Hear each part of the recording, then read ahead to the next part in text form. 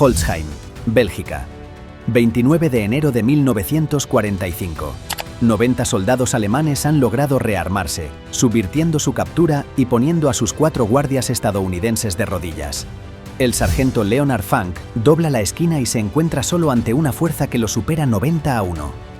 Un oficial nazi le hunde el cañón de su arma en el estómago con una orden. Hände hoch, Waffe fallen lassen sofort. Funk, veterano de Normandía y Holanda, sabe que la rendición tras la masacre de Malmedy es una sentencia de muerte. En un acto de audacia pura, quiebra la mente del oficial alemán con una carcajada histérica. Bajo el amparo de esa risa demencial, paraliza al oficial alemán por pura confusión. Funk desenfunda su Thompson. Vacía una ráfaga de 600 disparos por minuto, abate al oficial y desata un infierno de fuego cruzado. 60 segundos después, 21 alemanes muertos, 24 heridos y el resto rendidos ante el hombre que se rió de la muerte. Leonard Funk acababa de asegurar su lugar en la historia con la medalla de honor. Leonard Funk, el hombre que se rió de la muerte. Leonard Alfred Funk nació el 27 de agosto de 1916 en Braddock Township, Pensilvania, en el valle industrial del río Monongahela. La mayoría de las familias pertenecían a la clase trabajadora y su estabilidad dependía de la continuidad del empleo. Leonard creció en un hogar con recursos limitados y asumió responsabilidades domésticas desde joven, entre ellas el cuidado de su hermano menor. Cursó estudios en el sistema público local, orientado principalmente a la formación básica y a la inserción laboral tras la secundaria. Completó la escuela secundaria en 1934, en plena etapa de desempleo alto, asociado a la Gran Depresión, particularmente severa en regiones industriales. En el valle del Monongahela, la caída de la producción y los cierres parciales redujeron las oportunidades de trabajo estable, y para muchos jóvenes la educación superior resultaba inaccesible por razones económicas. Tras graduarse, Leonard trabajó en empleos administrativos y de oficina.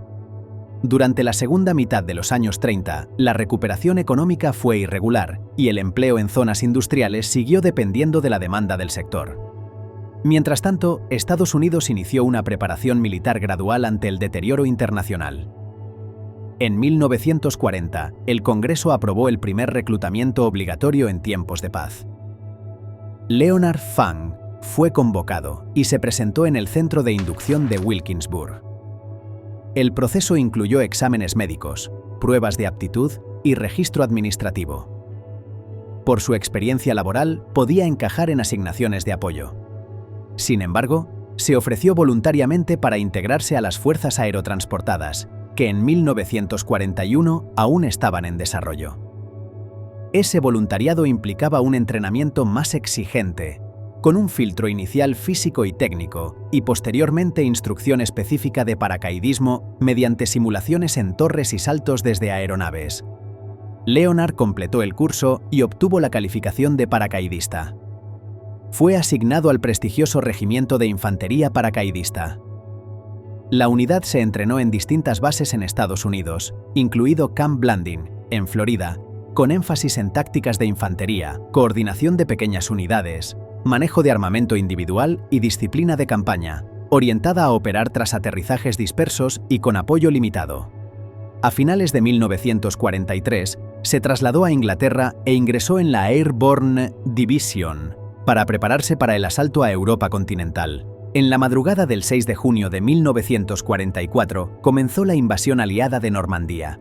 Conocida como Operación Overlord, fue el inicio del regreso militar aliado a la Europa continental ocupada por Alemania.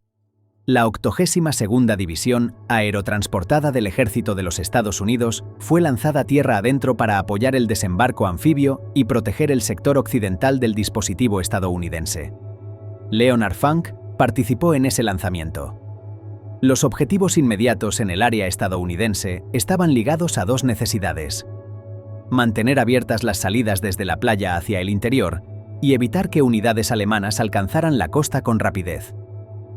El desembarco principal se realizaba en Utah Beach, una de las dos playas asignadas a las fuerzas estadounidenses, situada en el extremo occidental del frente de invasión.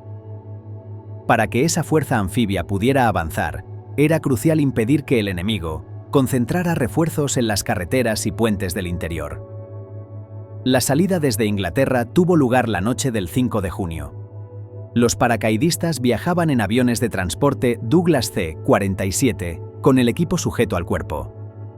Al aproximarse a la costa francesa, las formaciones aéreas recibieron fuego antiaéreo. Las maniobras evasivas alteraron rutas y altitudes y desordenaron el lanzamiento. El resultado fue una dispersión extensa. Hombres que debían caer juntos descendieron en puntos distintos, a veces separados por kilómetros. Funk aterrizó fuera de su zona asignada y se lesionó un tobillo durante el impacto. La lesión afectó su movilidad, pero no lo dejó inmovilizado. Se desprendió del paracaídas, aseguró su arma y conservó el equipo esencial. No tenía contacto con su unidad. Tras el salto, las fuerzas aliadas aún no habían consolidado el control del terreno. Mientras las tropas desembarcadas avanzaban desde la costa, las unidades aerotransportadas dispersas operaban de forma fragmentada en el interior, y las fuerzas alemanas respondían con patrullas y movimientos locales para contener la penetración y localizar a los paracaidistas. Funk inició desplazamientos cautelosos para evitar la captura y localizar soldados estadounidenses. Avanzó usando cobertura natural y evitando rutas evidentes. Con el paso de las horas comenzó a encontrar a otros paracaidistas aislados, algunos de su mismo regimiento y otros de unidades distintas.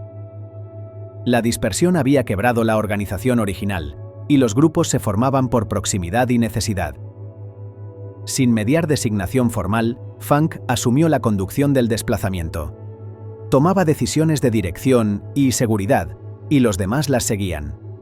El grupo fue creciendo de manera gradual y quedó compuesto por soldados con equipo desigual.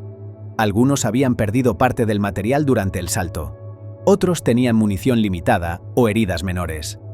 El avance se ejecutó con reglas simples: mantener cohesión, minimizar el ruido, evitar enfrentamientos innecesarios y conservar recursos. La marcha se hizo en tramos cortos, con pausas para observar y escuchar. La lesión de Funk condicionaba el ritmo, pero no detuvo la progresión. Las fuerzas aliadas no tenían todavía un corredor amplio y seguro entre la costa y el interior. Los alemanes intentaban sostener líneas defensivas locales y mantener el control de cruces y poblaciones que servían como puntos de paso obligados. Una localidad clave del sector era Carentan, un punto de unión entre zonas de desembarco que permitía enlazar rutas y consolidar el frente estadounidense. La existencia de estos puntos hacía que ciertos caminos resultaran más peligrosos que otros, y obligaba al grupo de Funk a rodear concentraciones enemigas y buscar pasos menos vigilados.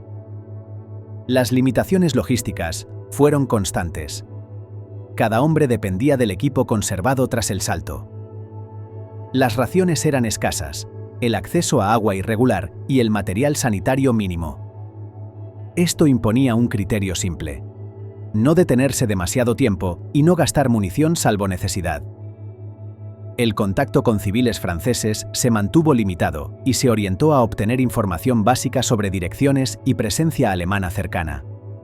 El terreno de Normandía complicaba la navegación debido a los campos cerrados por setos altos, conocidos como bocage, un sistema de parcelas delimitadas por setos densos que reducen la visibilidad y multiplican emboscadas. Obligaban a avanzar con prudencia y a desconfiar de cada cruce entre parcelas. Los cursos de agua y zonas húmedas imponían desvíos y ralentizaban la marcha.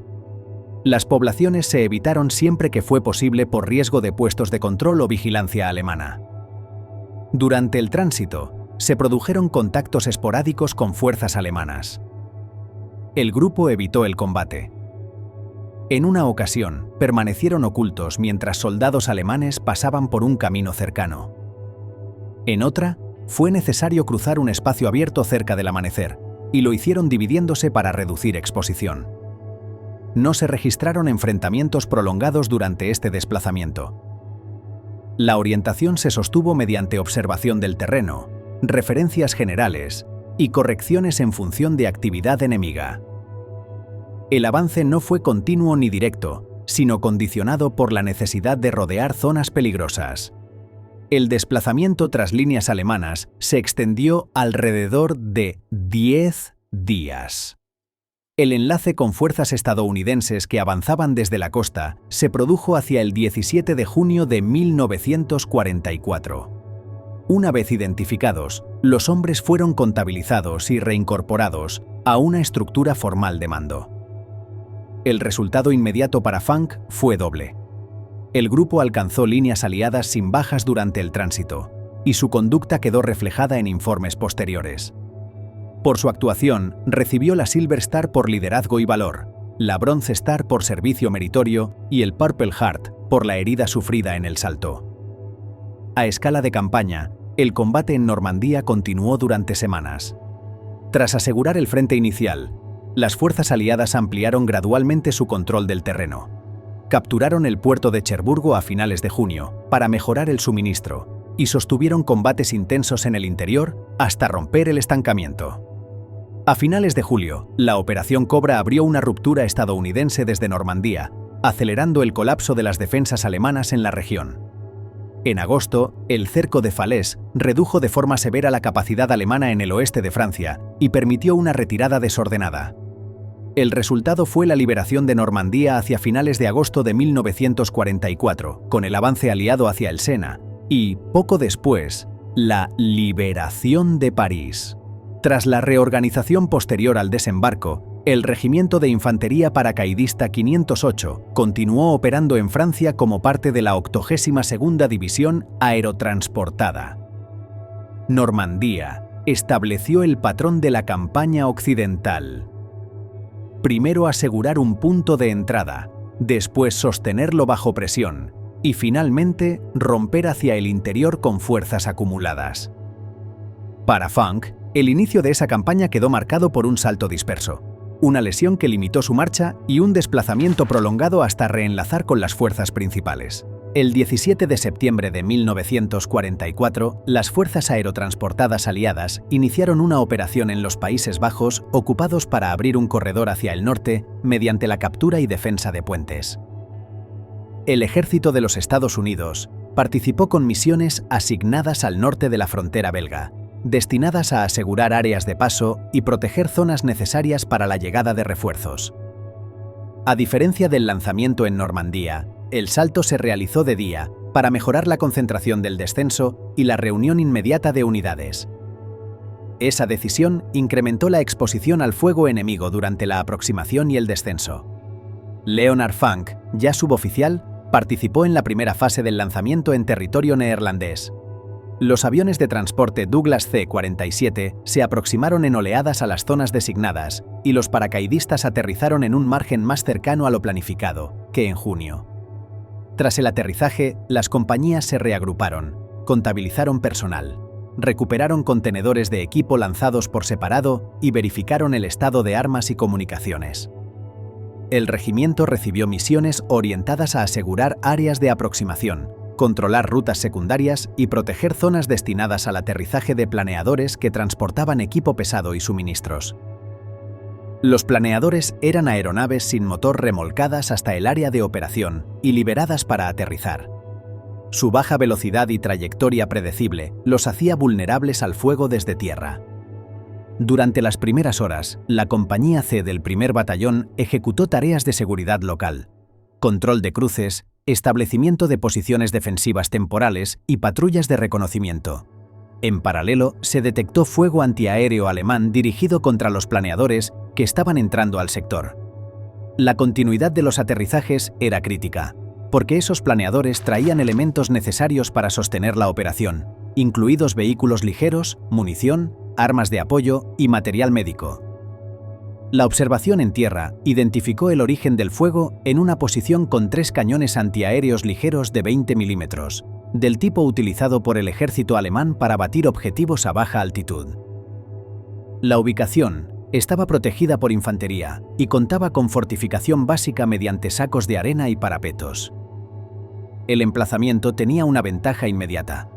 Dominaba el corredor de aproximación por el que entraban los planeadores. La neutralización del punto se convirtió en una prioridad local. No había disponibilidad inmediata de apoyo pesado en ese momento, y esperar un ataque aéreo coordinado implicaba un tiempo que la secuencia de aterrizajes no permitía. Se decidió una acción directa. Funk integró el grupo designado para atacar la posición, compuesto por 4 hombres en total. Avanzaron utilizando cobertura del terreno y reduciendo exposición, sin vehículos y con comunicaciones limitadas al contacto visual. La aproximación se realizó por tramos alternados, con 2 hombres avanzando mientras los otros 2 cubrían el movimiento. Al llegar a distancia de asalto, el grupo identificó a la seguridad alemana, desplegada alrededor de las piezas. La acción comenzó con fuego rápido sobre esos elementos para impedir una reacción coordinada. El efecto sorpresa fue decisivo. La posición estaba orientada a abatir blancos aéreos y no esperaba un asalto terrestre inmediato desde un ángulo no anticipado. Con la seguridad desorganizada, el grupo se dirigió a las piezas antiaéreas. Las dotaciones fueron neutralizadas o expulsadas de sus puestos y se produjo combate a corta distancia dentro del perímetro defensivo. El grupo utilizó granadas de fragmentación para desalojar a defensores protegidos por parapetos. Una vez controlada la posición, las piezas fueron inutilizadas para impedir su reutilización. El método consistió en dañar componentes esenciales del mecanismo de disparo y alimentación, y en algunos casos destruir partes críticas del arma. Dado el peso del material y la ausencia de medios para remolcarlo, la destrucción era la forma más segura de asegurar el resultado. El efecto inmediato fue el cese del fuego antiaéreo en ese sector. Los planeadores que llegaron después lo hicieron sin recibir disparos desde esas posiciones, reduciendo pérdidas durante el aterrizaje y permitiendo que el regimiento recibiera equipo y personal de apoyo según lo previsto. La acción fue registrada en informes de unidad y dio lugar a una recomendación formal de condecoración. Leonard Funk recibió la Distinguished Service Cross por su conducta durante el asalto y la neutralización de la batería antiaérea en el marco de la operación en los Países Bajos. Tras el cierre de la operación Market Garden a finales de septiembre de 1944, el avance aliado se detuvo en la frontera occidental alemana. Las expectativas de una conclusión rápida de la guerra desaparecieron. El frente entró en una fase de desgaste, con combates localizados y deterioro progresivo de las condiciones climáticas. El 16 de diciembre de 1944, Alemania lanzó su última ofensiva en el frente occidental. 3 ejércitos atacaron a través de la región de las Ardenas con el objetivo de romper las líneas aliadas, separar a las fuerzas británicas de las estadounidenses, capturar el puerto de Amberes y forzar una negociación. El ataque se ejecutó sobre un frente aproximado de 80 kilómetros e incluyó un elevado número de carros de combate pesados. La ofensiva sorprendió a numerosas unidades estadounidenses desplegadas en el sector. Muchas de ellas estaban en proceso de reorganización o descanso tras campañas previas. En los primeros días, el avance alemán fue rápido. Se produjeron retiradas bajo presión, interrupciones de comunicaciones y rendiciones de unidades aisladas. El 17 de diciembre, cerca del cruce de Baugnez, al sur de Malmedy, una columna del Batallón de Observación de Artillería se encontró con elementos avanzados del Kampfgruppe Peiper. La agrupación alemana estaba al mando del teniente coronel Joachim Peiper.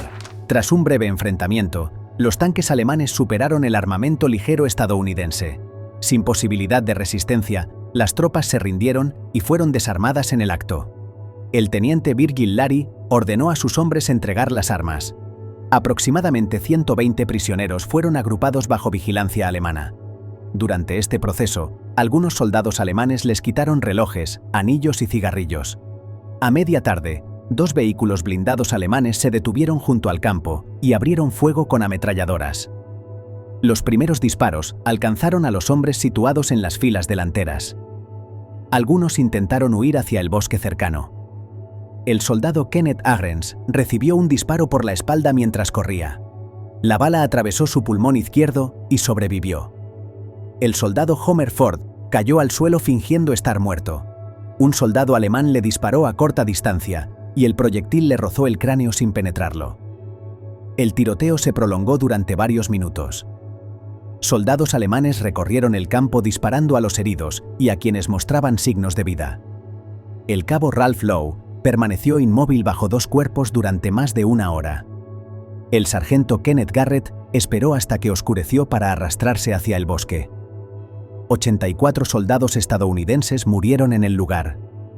43 sobrevivieron, y la mayoría escapó durante las primeras horas posteriores al tiroteo, desplazándose por la nieve hasta alcanzar cobertura forestal. El soldado Ted Paluch caminó aproximadamente 7 kilómetros durante la noche hasta llegar a posiciones estadounidenses en Malmedy, con congelación severa en ambos pies. Los supervivientes comenzaron a llegar a líneas estadounidenses entre la noche del 17 y la mañana del 18 de diciembre. En la madrugada del 18 de diciembre, el teniente Larry informó del suceso al coronel David Peregrine, comandante del 291 Batallón de Ingenieros de Combate. El informe fue transmitido de inmediato al cuartel general del Quinto Cuerpo. Ese mismo día, el mayor general Leonard Yarrow ordenó la apertura de una investigación formal. La información comenzó a circular entre las unidades estadounidenses durante los días siguientes. El 21 de diciembre, el general Dwight Eisenhower informó al Estado Mayor Conjunto sobre la ejecución deliberada de prisioneros de guerra por fuerzas de las SS. El general Omar Bradley ordenó que el incidente fuera comunicado a los mandos subordinados. La noticia se difundió por canales oficiales e informales y afectó el trato esperado en caso de captura. A partir de ese momento, la rendición dejó de percibirse como una garantía de supervivencia en todos los casos. Aunque la Convención de Ginebra establecía la protección de los prisioneros de guerra, la eliminación de soldados desarmados en Malmedy introdujo la percepción de que esas normas podían no ser respetadas por determinadas unidades alemanas, en particular formaciones de las SS. Leonard Funk llegó al sector de las Ardenas el 20 de diciembre de 1944 con el Regimiento de Infantería Paracaidista 508. La 82ª División Aerotransportada fue trasladada en camiones desde Francia y desplegada al norte de Werbomont. Las temperaturas oscilaban entre -8 y -15 grados centígrados, con nieve profunda en campos y bosques. El equipo de invierno disponible era insuficiente. Los uniformes estándar no estaban diseñados para frío extremo. Las parcas y sobrepantalones blancos llegaron en cantidades limitadas. El regimiento recibió una parca por cada 3 hombres. Los sacos de dormir se congelaban al mojarse y muchos fueron abandonados por su peso. El 23 de diciembre, la compañía E participó en un contraataque para recuperar el pueblo de Chenaux. Funk comandaba el segundo pelotón. El ataque comenzó antes del amanecer y derivó en combate casa por casa. El pueblo fue tomado a media mañana. 17 soldados alemanes fueron capturados, todos pertenecientes a unidades regulares. En Cheneux, Funk escuchó por primera vez relatos directos del incidente de Malmedy. Un suboficial de la compañía conocía a un superviviente hospitalizado en Lieja y relató los detalles del tiroteo. La conversación se produjo mientras esperaban munición de mortero en un sótano. Posteriormente, una vez estabilizado el frente y con las temperaturas aún bajo cero, el ejército pudo documentar el lugar del crimen con mayor detalle. El 14 de enero de 1945, el coronel Burton Ellis, del Departamento de Crímenes de Guerra del Ejército, inspeccionó el campo cerca de Malmedy. Los cuerpos permanecían donde habían caído, preservados por el frío. 84 soldados abatidos fueron documentados fotográficamente. 72 presentaban heridas de bala en la cabeza a corta distancia. 41 tenían las manos levantadas, congeladas en esa posición. El Stars and Stripes publicó la historia el 13 de enero de 1945, con el titular Nazis Kill 71 Yanks en Cold Blood. Para entonces, el episodio ya era conocido en múltiples unidades y se había incorporado a la percepción del riesgo en combate, especialmente ante fuerzas identificadas como SS. Durante enero de 1945, el regimiento continuó combatiendo en condiciones de frío intenso. El frente se desplazó gradualmente hacia el este. El 28 de enero, las fuerzas estadounidenses alcanzaron las posiciones alemanas iniciales del 16 de diciembre, marcando el final de la ofensiva. Durante el periodo comprendido entre el 20 de diciembre y el 28 de enero, el Regimiento de Infantería Paracaidista sufrió un total de 465 bajas, entre las que se contabilizaron 87 víctimas mortales, 289 heridos y 89 hombres desaparecidos o capturados. Dentro de la compañía E, El impacto de la lucha se tradujo en 43 hombres perdidos, 8 fallecidos, 27 heridos y 8 capturados. A pesar de la dureza de los enfrentamientos en esta campaña, Leonard Funk logró salir ileso y no figuró en la lista de heridos. Para entonces, había combatido en Normandía, en los Países Bajos y en las Ardenas. 7 meses de combate continuo habían redefinido su experiencia militar. El 29 de enero de 1945, la unidad continuó con operaciones ofensivas limitadas en Bélgica Oriental. Su tarea inmediata fue limpiar y asegurar pequeñas localidades donde aún quedaban fuerzas alemanas en retirada. A la compañía C del primer batallón se le asignó la misión de capturar el pueblo de Holzheim, ocupar el área edificada, eliminar focos de resistencia, capturar prisioneros y evitar contraataques desde posiciones cercanas. La acción se desarrolló durante el día, bajo condiciones invernales y con terreno cubierto de nieve. La compañía C operaba por debajo de su fuerza nominal debido a bajas y desgaste acumulado. El oficial ejecutivo había muerto en acciones previas, por lo que Leonard Funk, quien ocupaba el puesto de primer sargento, asumió de hecho las funciones de segundo al mando. Esto lo colocó a cargo de la coordinación inmediata, el control del personal y el seguimiento de tareas dentro del área de combate. Para completar el número mínimo de hombres necesarios, se incorporó personal del área administrativa y de servicios. Estos soldados contaban con entrenamiento básico de infantería, pero su experiencia reciente se limitaba a tareas de retaguardia como suministros, cocina, mantenimiento y administración. Su empleo como combatientes respondió a la necesidad de disponer de suficiente personal para limpiar edificios y mantener control sobre el terreno urbano. El desplazamiento hacia Holzheim se realizó a pie, con el equipo completo. La marcha se organizó en columna táctica, con elementos adelantados para detectar presencia enemiga. La nieve, el frío y el terreno irregular redujeron el ritmo de avance y aumentaron la fatiga antes del contacto. Al aproximarse al pueblo, Funk organizó el ingreso por elementos, avanzando por sectores definidos. La localidad era pequeña, con edificaciones de piedra concentradas alrededor de caminos principales y secundarios, y con granjas dispersas en el perímetro. Este tipo de entorno favorecía la defensa desde posiciones aisladas como ventanas, esquinas, muros y patios interiores. La resistencia alemana no se presentó como una defensa continua, sino mediante acciones dispersas. Pequeños grupos disparaban desde casas individuales o intentaban retrasar el avance antes de replegarse. En algunos casos, abandonaron posiciones tras intercambios breves de fuego. En otros, resistieron hasta ser neutralizados o capturados. El avance se realizó por impulsos sucesivos, alternando contacto, reducción del punto, registro y continuación. Durante esta fase, el ritmo de captura superó la capacidad de procesamiento de la unidad. Inicialmente, la compañía C había tomado a unos 30 soldados enemigos, pero la situación se tornó crítica cuando una unidad blindada que operaba en un sector adyacente transfirió a otros 50 prisioneros adicionales bajo su custodia.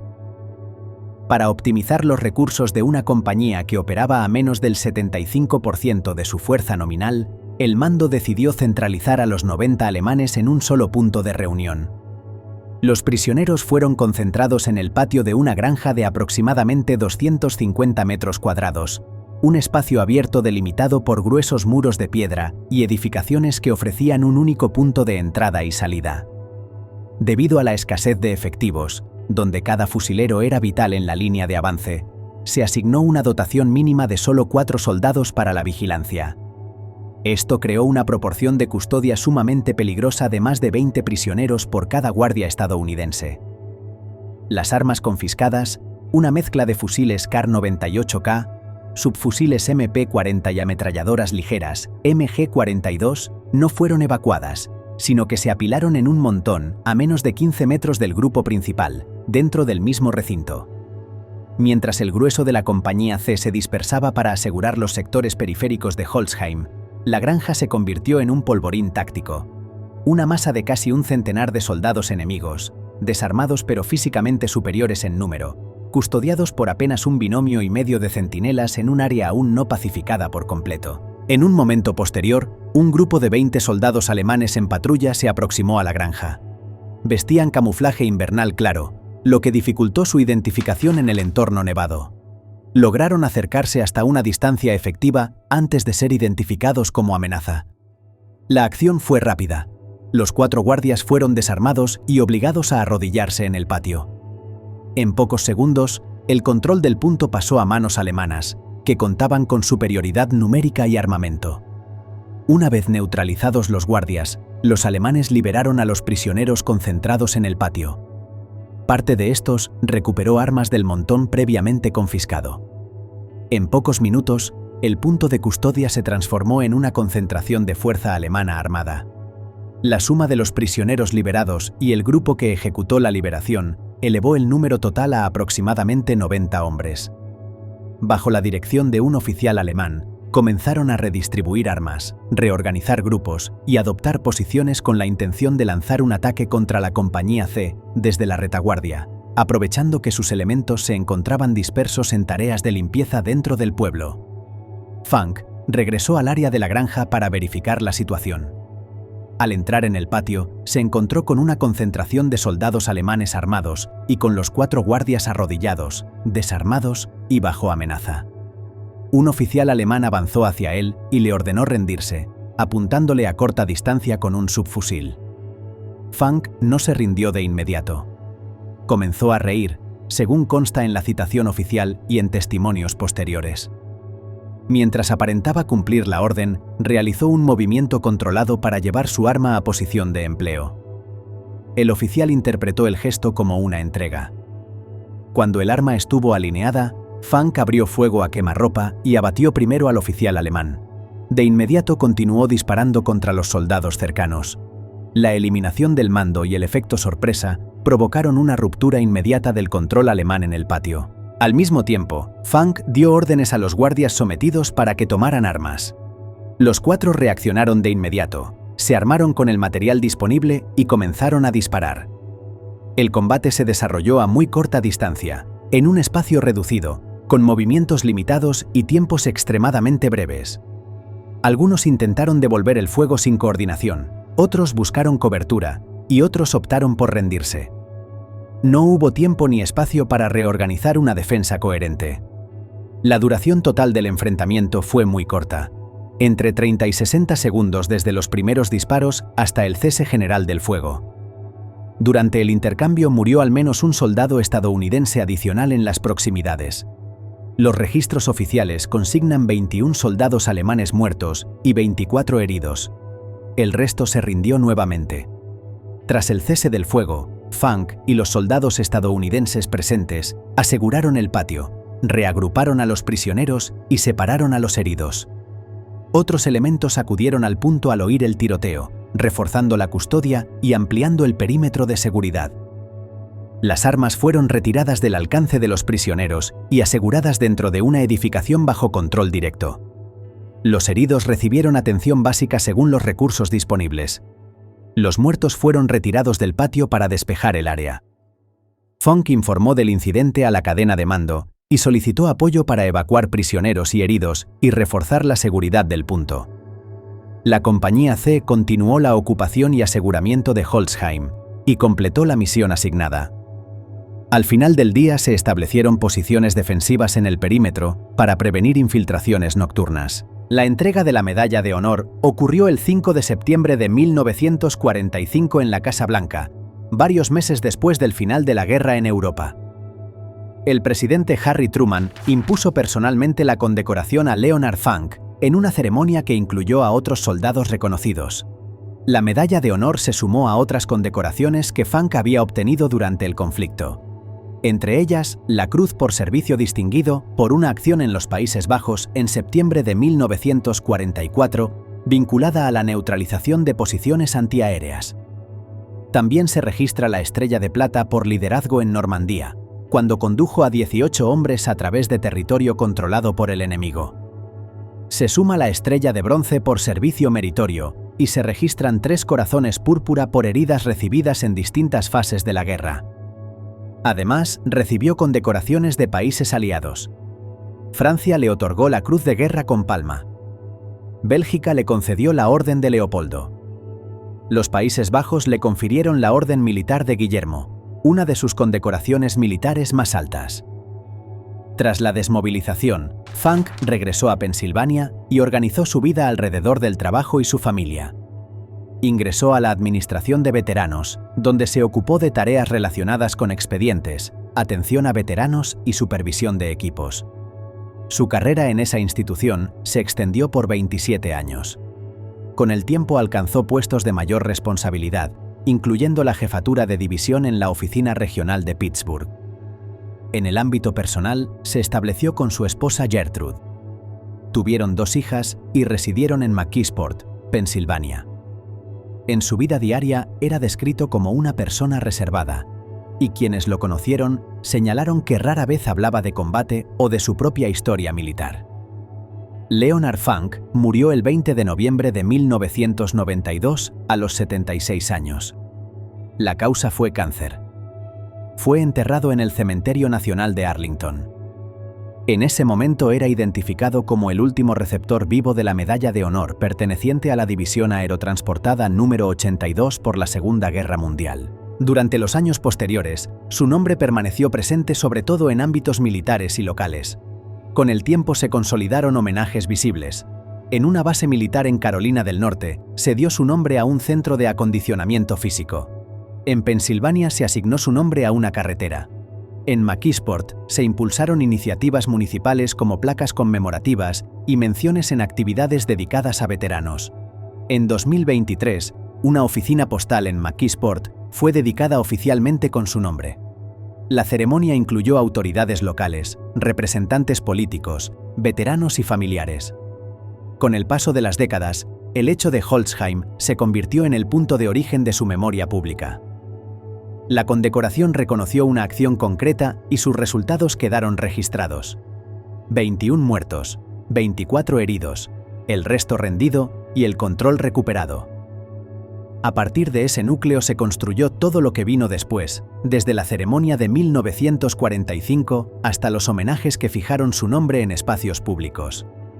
Desde una perspectiva psicológica, la reacción de Leonard Funk de estallar en carcajadas ante el subfusil alemán es lo que los analistas denominan una ruptura de la disonancia cognitiva. En una situación de dominio absoluto, el oficial alemán esperaba una respuesta previsible: terror, ruego o una sumisión mecánica. La risa de Funk fue una anomalía absoluta que el cerebro del alemán no pudo procesar instantáneamente. Esos segundos de confusión, en los que el oficial dudó sobre si Funk estaba loco o si tenía una carta oculta, fueron el margen de tiempo necesario para que el sargento ejecutara su movimiento. La risa no fue solo una expresión de audacia, sino un arma de distracción que paralizó la cadena de mando enemiga en el momento crítico. En los registros de la Segunda Guerra Mundial, es extremadamente inusual encontrar una acción individual que produzca un volumen de bajas tan alto en un tiempo tan reducido. Se estima que Funk, en apenas 60 segundos, neutralizó o provocó la rendición de una fuerza equivalente a una compañía alemana casi completa. Si ponemos los datos en perspectiva, el ratio de bajas de ese minuto de combate es devastador. Un solo soldado estadounidense contra 90 enemigos, resultando en 21 muertos y 24 heridos en el acto. Si Funk no hubiera doblado aquella esquina en el momento preciso, o si hubiera optado por la rendición, el ataque alemán por la retaguardia contra la compañía C, que ya operaba bajo mínimos, habría sido, con toda probabilidad, una masacre para las fuerzas estadounidenses. Leonard Funk no solo salvó su vida y la de sus 4 guardias, salvó la integridad de toda su unidad mediante un acto que combinó la sorpresa psicológica con una ejecución técnica impecable.